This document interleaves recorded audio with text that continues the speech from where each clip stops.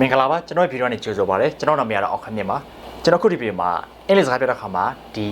either ရဲ့အသုံးပြုပုံ၄မျိုးကိုကျွန်တော်မျှပြင်ဖြစ်ပါတယ် So are you ready Let's go English ဆိုတာမှာဒီ either ဆိုတဲ့စကားလုံးကပုံစံမျိုးမျိုးနဲ့သုံးလို့ရတဲ့စကားလုံးဖြစ်ပါတယ်ဒါပေမဲ့များသောအားဖြင့်တော့ဒီ either ဆိုတဲ့စကားလုံးကိုရွေးချယ်စရာနှစ်ခုတည်းကတစ်ခုကိုဖော်ပြခြင်းတဲ့အခါမှာသုံးပါတယ်ပြီးတော့ဒီ either ဆိုတဲ့စကားလုံးကိုဖြစ်နိုင်ခြေနှစ်ခုရှိတာကိုဒါဖော်ပြခြင်းတဲ့အခါမှာလည်းသုံးပါတယ်ကျွန်တော်ခုဒီဗီဒီယိုမှာတော့ဒီ either ရဲ့အသုံးပြုပုံ၄မျိုးကိုမိတ်ဆွေတို့နားလည်ဖို့ရအတွက်ကျွန်တော်တို့ဥမာစာကြောင်းတွေနဲ့ကျွန်တော်မျှပြမှာဖြစ်ပါတယ်အရင်ဆုံးအနေနဲ့ပြောချင်တာကဒီစကားလုံးကိုကျွန်တော်တို့အတန်တော့ကနှစ်မျိုးထွက်ပါတယ်ကျွန်တော်တို့ UK English မှာတစ်မျိုး US English မှာတစ်မျိုးထွက်ပါတယ် UK English မှာဒီစကားလုံးကို either လို့ထွက်ပါတယ် US English မှာဒီစကားလုံးကို either လို့ထွက်ပါတယ်ဒါကိုအဆင်ပြေတာနဲ့ထွက်လို့ရပါတယ်ကျွန်တော်ပြောချင်တာကတော့ US ဆိုရင် US English ပဲ UK ဆိုရင် UK English ပဲလိုက်နေတာမျိုးမဟုတ်ဘဲနဲ့ဒါကိုနဲ့အဆင်ပြေတဲ့ဟာကိုရွေးပြီးတော့ပြောလို့ရပါတယ်ဘာလို့လဲဆိုတော့ဒီ UK English ရော US English ရောဒါကွာလုံးကနားလည်တဲ့စကားတွေမျိုးဖြစ်ပါတယ်နော်ဟုတ်ပါပြီကျွန်တော်အရင်ဆုံးအနေနဲ့အသုံးပြုပုံနံပါတ်1တစ်မျိုးကတော့ determiner ဆုံးဖြတ်ချက်ပေးတဲ့လူအနေနဲ့အသုံးပြုလို့ရပါတယ်ဆုံးဖြတ်ချက်ပေးတဲ့လူတွေနဲ့ဒီစလုံးဘယ်လိုသုံးလဲဆိုရင်ရွေးချယ်စရာတစ်ခုတည်းကတစ်ခုကိုရွေးချယ်လို့ရတယ်လို့ပြောချင်တဲ့အခါမှာသုံးပါတယ်ဥပမာစကားပြောကတော့အချိုပွဲအတွက်ခိတ်ကိုယူလဲရတယ်ကျွန်တော်တို့ရေခဲမုံလည်းယူလို့ရလို့ပြောချင်ရင်ဒါဘယ်လိုပြောမလဲဆိုရင် you can have either cake or ice cream for your dessert you can have either cake or ice cream for your dessert မင်းအချိုပွဲအတွက် cake ဒါမှမဟုတ်ရင် ice cream ကိုစားလို့ရပါတယ်ဆိုလိုတာကတော့ကျွန်တော်ဒီစားကြောင်းမှာ either ကိုကျွန်တော်တို့ cake နဲ့ ice cream ဆိုတဲ့ရွေးချယ်စရာနှစ်ခုရှိတဲ့ထဲကမှာဒါတစ်ခုကိုရွေးချယ်လို့ရတယ်လို့ပြောချင်တဲ့အခါမှာသုံးတာဖြစ်ပါတယ်ကျွန်တော်ဒီမှာဆိုရင်ဒီ either ကို cake ဆိုတဲ့ဒါ singular noun အနေကိန်းရဲ့ရှေ့မှာထားပြီးတော့သုံးတာဖြစ်ပါတယ်နော်နံပါတ်2အသုံးပြုဖို့ကဒီ either ကို pronoun နာမ်စားအနေနဲ့လည်းသုံးပြုလို့ရပါတယ်နာမ်စားအနေနဲ့ဘယ်လိုသုံးလဲဆိုရင်ဒါရွေးချယ်စရာ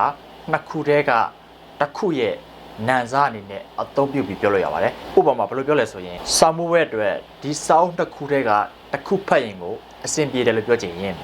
either of the two books is fine to read for the exam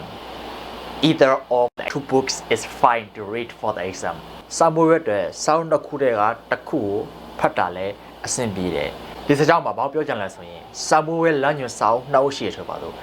ဒီစာအုပ်တစ်အုပ်ကလည်းစာမှုဝဲအတွက်ပဲ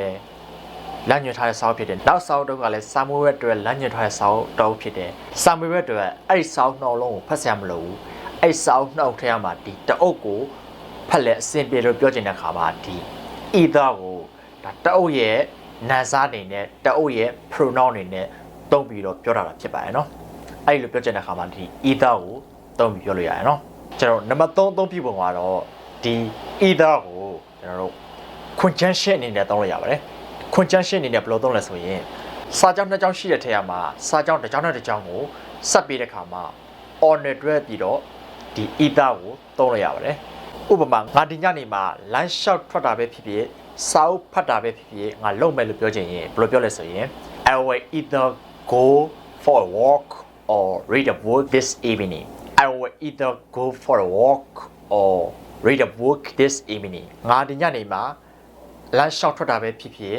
စာအုပ်ဖတ်တာပဲဖြစ်ဖြစ်လုပ်မယ်ကျွန်တော်ဒီစာကြောင်းမှာဆိုရင်ဒီ either ကိုဘယ်လိုသုံးထားလဲဆိုရင် lunch shot ထွက်တယ်ဆိုတဲ့စာကြောင်းနဲ့စာအုပ်ဖတ်တယ်ဆိုတဲ့စာကြောင်းကိုကျွန်တော်တို့ဒီရွေးချယ်စရာနှစ်ခုကိုဆက်ပြီးတော့ပြချင်တဲ့အတွက်ဒီ either ကိုဒါ on နဲ့တွဲပြီးတော့သုံးထားတာဖြစ်ပါတယ်နော်နံပါတ်၄သုံးပြပုံကတော့ကျွန်တော်တို့ adverb ကတိယဝိသေသနာအနေနဲ့သုံးလို့ရပါတယ်ဒီကတိယဝိသေသနာအနေနဲ့ဘယ်လိုသုံးလဲဆိုရင်ဒီအကြောင်းအရာနှစ်ခုဖော်ပြတဲ့အခါမှာကျွန်တော်တို့ level ဆိုတဲ့အဓိပ္ပာယ်နဲ့ဒီ either ကိုသုံးပြလို့ရပါတယ်ဥပမာသူမကတည့်တည်မကြိုက်ဘူးငါလည်းပဲတည့်တည်မကြိုက်ဘူးလို့ပြောချင်ရင် she doesn't like mango I don't like it either she doesn't like mango I don't like it either သူမကတည့်တည်မကြိုက်ဘူးငါလည်းပဲတည့်တည်မကြိုက်ဘူးဒီစကားမှာဆိုရင်ကျွန်တော်တို့ဒီ either ကိုဘယ်လိုသုံးတာလဲဆိုရင် I don't like it ဆိုတဲ့ဒီအငင်းစာကြောင်းမှာ level ဆိုတဲ့အဓိပ္ပာယ်နဲ့ဒီ either ကိုသုံးပြထားတာဖြစ်ပါတယ်နော်ကျွန်တော်ဒီပြင်မှာမျှဝေပေးခြင်းတဲ့ဒီ either ရဲ့အသုံးပြုပုံကတော့ဒီလောက်ပါပဲ မှတ်ထားရမှာကပို့ပြီးတော့များများလေးကျင့်လေပို့ပြီးတော့ကျွမ်းလေဖြစ်ပါတယ်နော်အဲ့ဒါကြောင့်ကျွန်တော်ခုမြောက်ပေးတာတွေကိုကျွန်တော်တို့နေ့သုံးစကားပြောရတဲ့မှာအသုံးပြုပြီးတော့ပြောဖို့ကျွန်တော်တိုက်တွန်းချင်ပါတယ်ဟုတ်ပါပြီဒီဗီဒီယိုကျန်တဲ့ဆိုရင်အောက်က comment မှာ like လေးရပါဒီလိုဗီဒီယိုမျိုးတွေကိုဆက်ပြီးမြောက်ပေးသေးချင်ဆိုရင်အောက်က comment မှာ yes လို့ရေးခဲ့ပါ